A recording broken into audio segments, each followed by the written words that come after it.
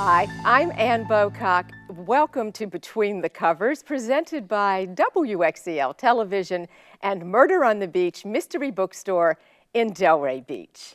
I am so pleased to have Daphne Nikolopolous join me in the studio today. She is the author of 2 books so far in the Sarah Weston Chronicles. The first is The 10th Saint, and the sequel, which is The Riddle of Solomon. And the books are archaeological thrillers, and if you love solving a riddle, you're going to love reading these books. Daphne writes under the pen name DJ Nico. Daphne, welcome. Thank you for having me. Thank you. In this book, as well as in the first book, we have Sarah Weston. She is back in this book and fierce and determined as ever. First of all, what a great character that you came to write in Sarah. She is, I'll give a little bit of a background, she's a Cambridge archaeologist, correct? And very well-bred, smart, fearless, curious. Tell me about her. What drives her? Well, she, like you said, she is an aristocrat by birth, but she really does not love everything about that world. So she has chosen to live her own life and to be independent of all that and kind of follow her own muse, if you will. So she does the polar opposite of what people of high society do, and that is she goes off to the most remote parts of the world and works pretty much in solitude, unearthing mysteries from the past as an archaeologist. So she's driven very much by a search for the truth. Does it offend you that she has been compared, she's the female Indiana Jones, for instance? I hear that a lot, actually. Okay. I get either female Indiana Jones or Lara Croft, which I think, you know, they're popular culture figures, they're very iconic, sort of fictional archaeologists.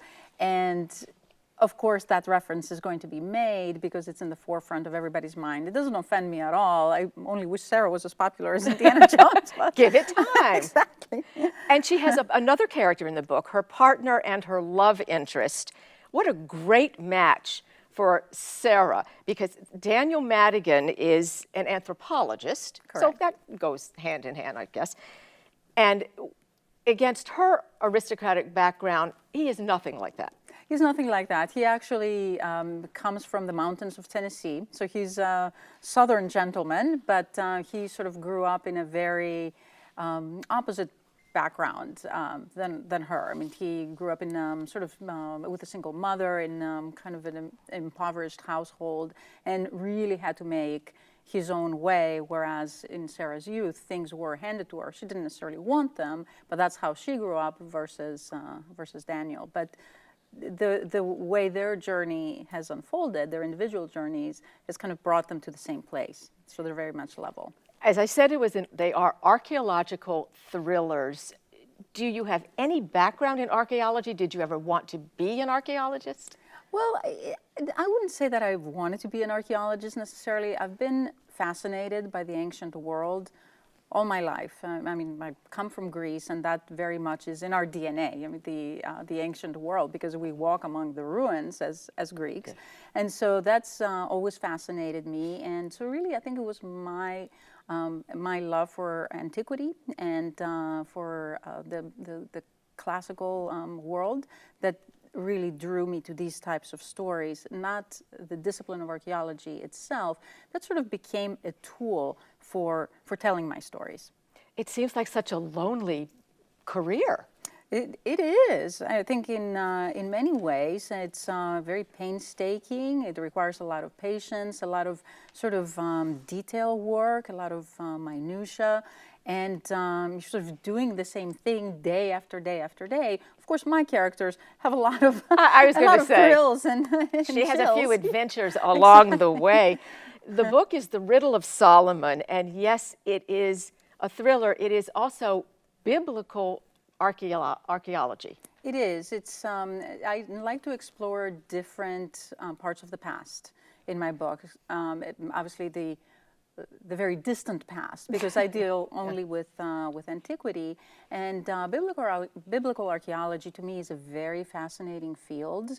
It's something that's extremely controversial. It's the Near East, basically. So we're talking about Israel, we're talking about Palestine, Syria, Jordan, the entire Middle Eastern area, the Levant, if you will. But primarily Israel for this book, and some of the mysteries that biblical archaeology elucidates or even disproves are at the heart of this book. Controversial how? Because we are talking so many different religions, so many different histories in one area? We are now, but the past, the common past, I mean, we're talking about the 10th century BCE, and a little later, we're talking about biblical times, and the character of the Near East was very different back then. There were Certainly. still conflicts. I mean, there were. I mean, Israel and Egypt were still kind of at odds with each other, at least it developed that way. But it isn't so much because of that. It's just because of the way the finds are being interpreted. And some of it is politically driven, but a lot of it is also, academicians tend to differ. They all have different ways of looking at things. And there is so much margin for error when you're dealing with a time period that's that far back. So that, I think, is the biggest controversy. The riddle here has to do with Solomon, and yes, we're talking about that biblical Solomon, King Solomon, and people certainly are familiar with the Bible story on some level, and we know of him as the wise king.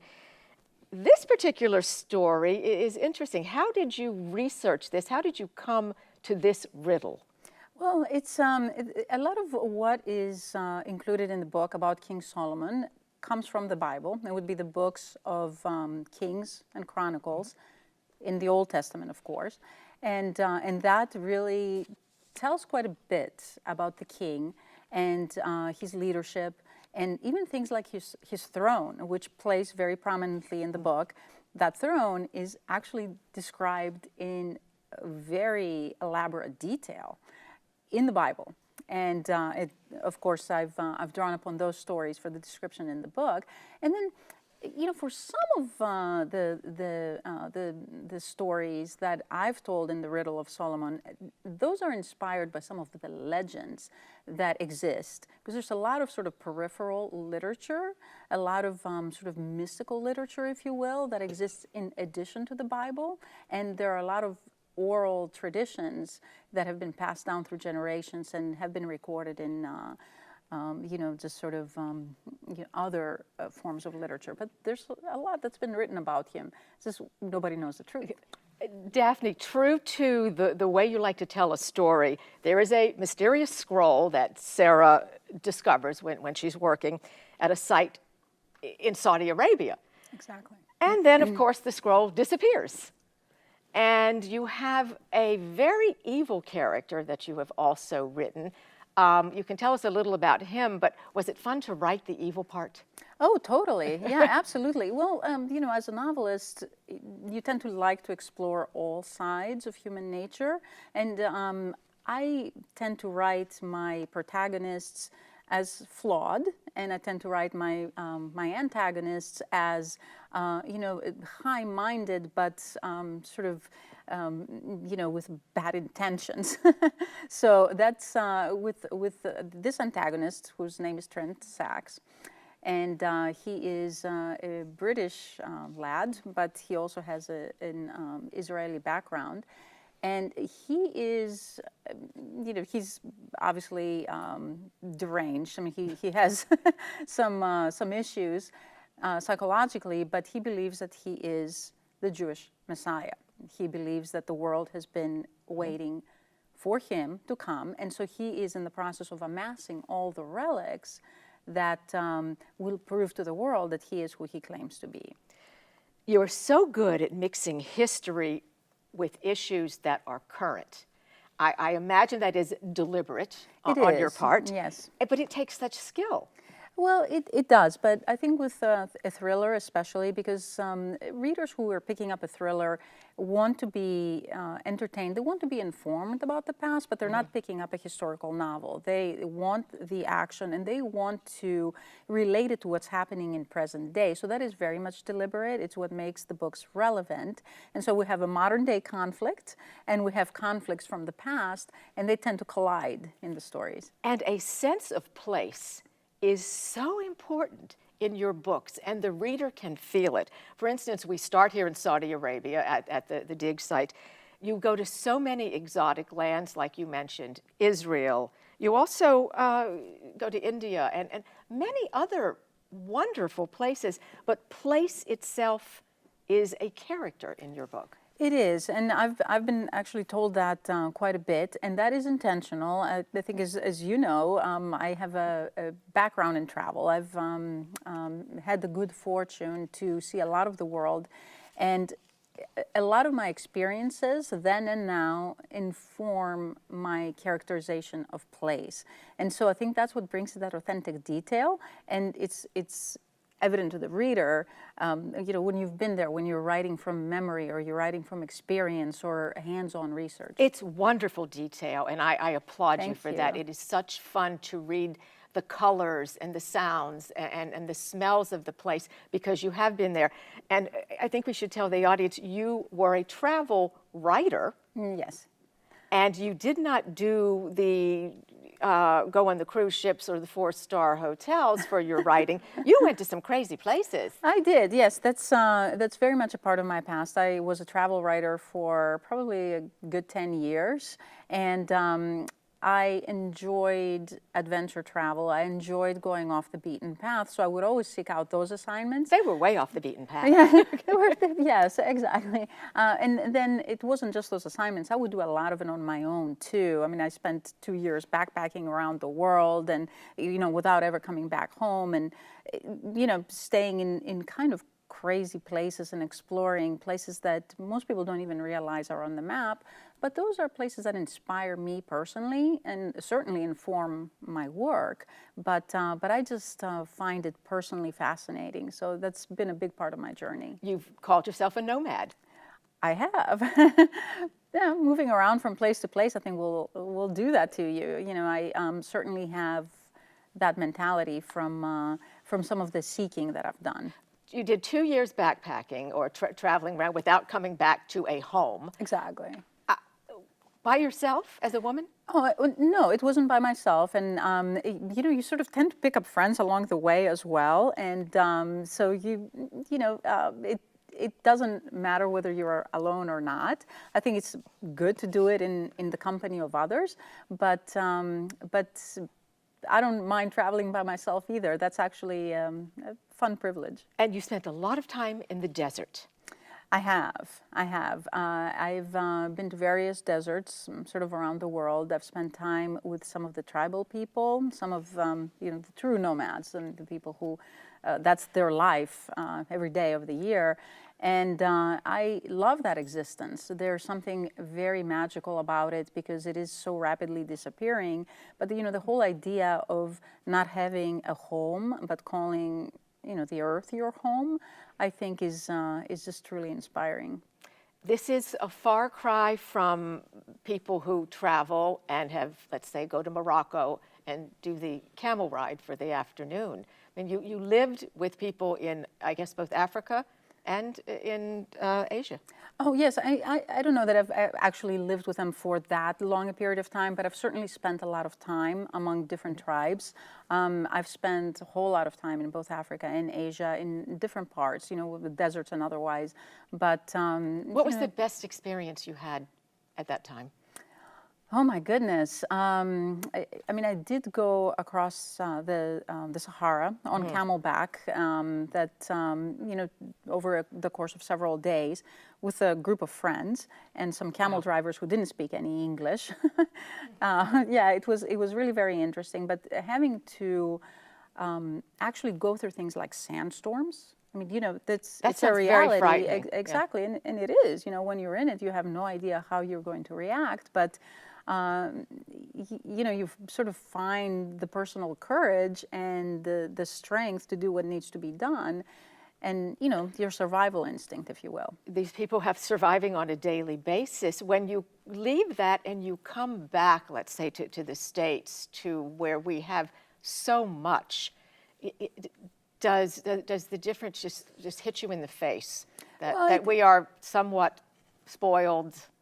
Oh, it does. I mean, there's no question, but hopefully experiences like that make you wiser. I mean, they certainly make you look at humanity from a different angle. Because I can only imagine how, for instance, the people in the desert live, and you got to experience it. And luckily, we get to experience part of that when we read the books. Were there ever times you were frightened? While traveling? Mm-hmm. Oh, absolutely. I mean, there have been a number of those. I mean, I can name a couple off the top of my head. The sandstorm, for one, I'm sure. The sandstorm, certainly was a frightening experience. I have camped widely in Africa, and I remember actually being, in my tent and seeing a four-legged something, the shadow outside of the tent, very close, and found out the next day that it was a cheetah, and I mean, there are all kinds of things like that make you nervous along the way. And luckily, they're filed away, so we get to read about exactly. them. That's the good part. You don't have to experience it. All you have to do is pick up one of my books. Pick up the book. When I was reading this book, I was reading it during the time of the beginning of the Israeli-Gaza conflict. And it brought a lot of things into focus because I could picture the geography from reading this. So much has changed in the world recently and in the last few years. You traveled before, I mean, certainly there was conflict in the world, but would you do it again? Would you now? Now, I have 5-year-old twins. Makes it and more a tough. husband and a life. Right, exactly. And I think once you have a family, it makes it a lot tougher to take those risks. I mean, some of it you still want to do for your personal growth, but you have to be very calculated about it. I don't think that I would necessarily dive into the Middle East right now, just out of fear, mostly for what might happen to my children if something would happen to me. But you do travel with your children. Oh, absolutely. Yes, we love to take them as many places as possible. Again, we wouldn't take them to anywhere unsafe, but we do like to take them and expose them to the world. I mean, I feel very fortunate that I had that experience.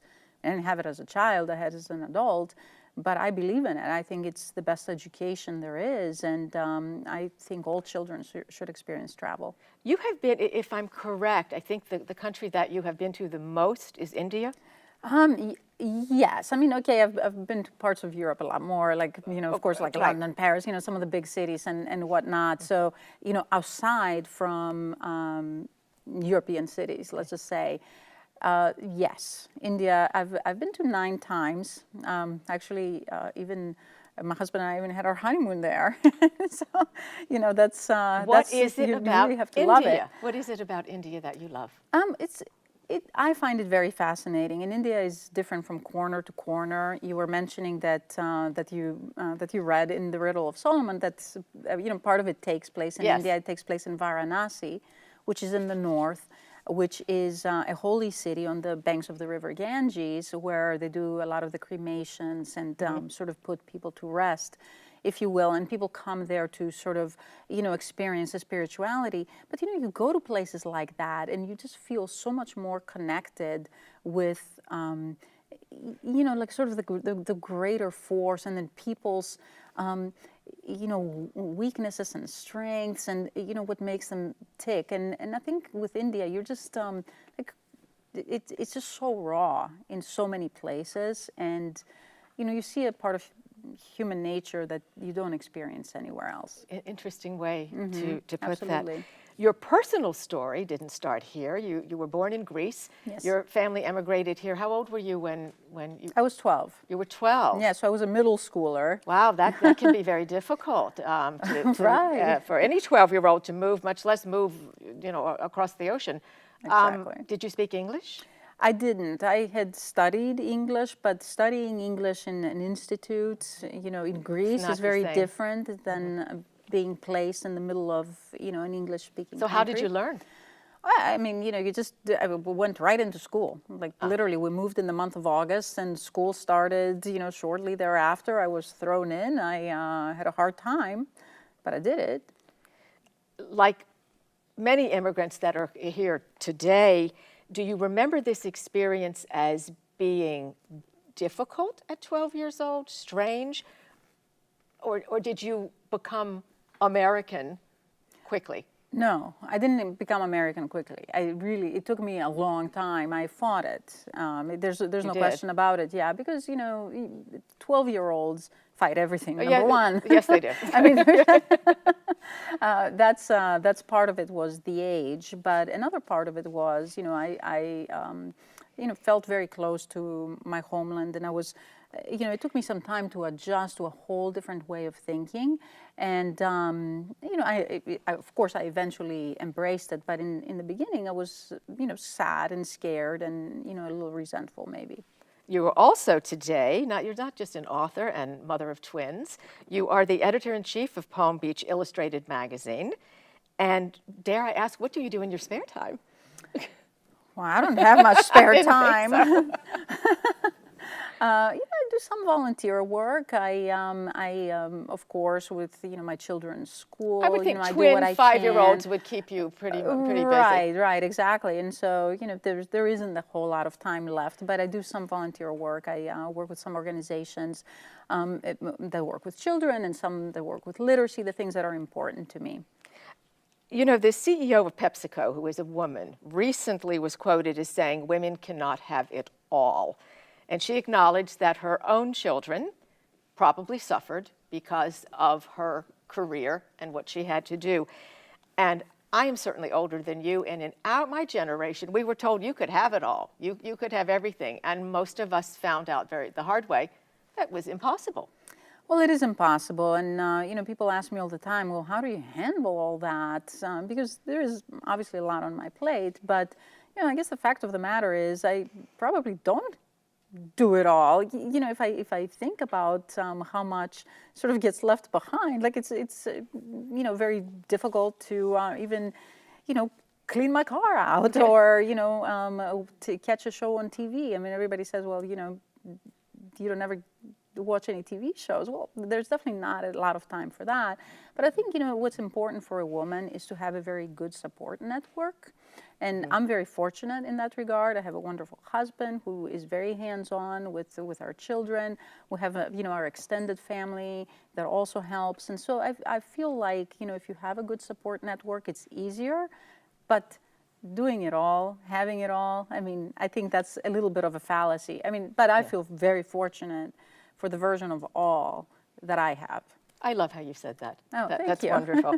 I also, like a writer or something. Like a writer. You should take that up. I also know that you like to cook, and on a lighter note, you took an adventure with a hurricane that we had in South Florida, yes. and you turned this into a cookbook. That was actually quite fun. That was back in 2004 when we had those back-to-back hurricanes. Oh, yes. Exactly, and there wasn't a lot of food around. I remember thinking, we had no power for 2 weeks. It's like, what are we going to eat? And, just kind of experimenting with what was on the kitchen counter and what was in the pantry. And that, became a cookbook because nobody else had done it. And the title? Was The Storm Gourmet. The Storm Gourmet. Love that it's title. Still out there, and people still really love it. So we can take the book. We just hope we never have to actually use it. Exactly. What's next? Not another cookbook, but what's next? Yes, definitely not another cookbook. That was definitely a one-off because I felt like it was something that needed to be done because no one else had done it. But I'm not, necessarily of that ilk. I really enjoy writing fiction. I have 2 books that are coming out in 2015. One of them is actually the historical complement to the Riddle of Solomon. So it's really, you get a glimpse at Solomon's story and that mystery with a ring, with a throne, with all the sort of mystical things that surrounded him and his downfall.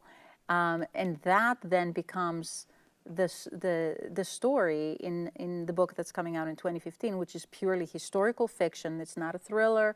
It's just a historical fiction, and, which is based on facts from archaeology, material proof, and then of course a lot of what's been written about Solomon that hasn't been proven, but it's just sort of taken as truth. So after this book, we're going to be ready for that, certainly. Yes, and it's very different in the sense that it's purely historical, but you'll see a lot of that typical DJ Nico writing style where places come to life. And I know we have not seen the last of Sarah Weston. I know No. she will be coming soon. She's coming the back first too. book was The 10th Saint. It was awarded the gold medal for popular fiction at the Florida Book Awards. The latest book, The Riddle of Solomon. Daphne, this has been such a pleasure. Daphne Nikolopolous, thank you so much for being my guest. Thank you for having me. It's a pleasure to be here.